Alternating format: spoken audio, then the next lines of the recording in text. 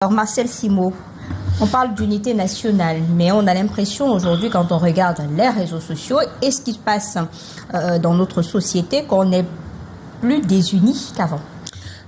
Effectivement, on devrait, en fait, ça saute à l'œil, on donne l'impression qu'on n'est plus désunis, qu'on n'est plus en accord avec nous-mêmes. Et d'ailleurs, je l'ai dit à l'entame de mes propos.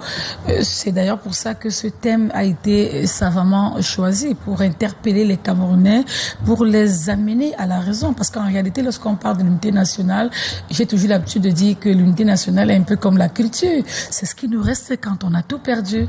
C'est-à-dire, si on arrive aujourd'hui à perdre même cette unité nationale-là, à perdre ces valeurs-là qui devraient nous unir, qui devraient renforcer notre vivre ensemble, notre cohésion sociale.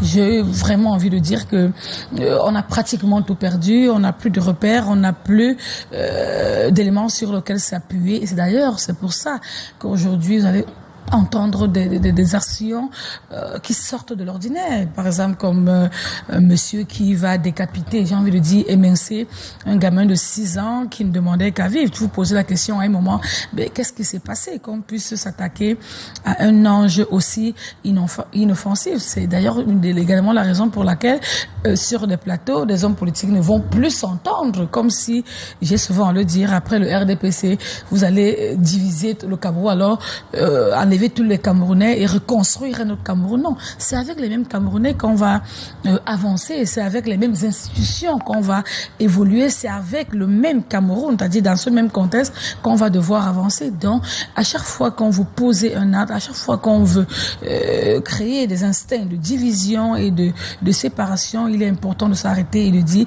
qu'est-ce qui devrait en principe nous unir.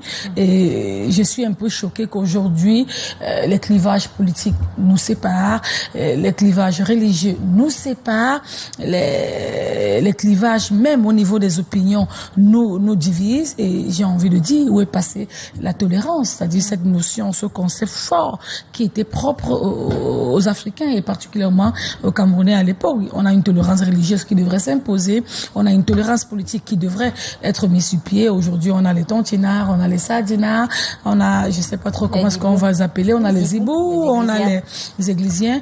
Et ça fait rire les gens. Mais je dis, chaque fois que j'entends ces mots, on devrait s'arrêter et couler une larme. Il y a quelque chose qui ne va pas.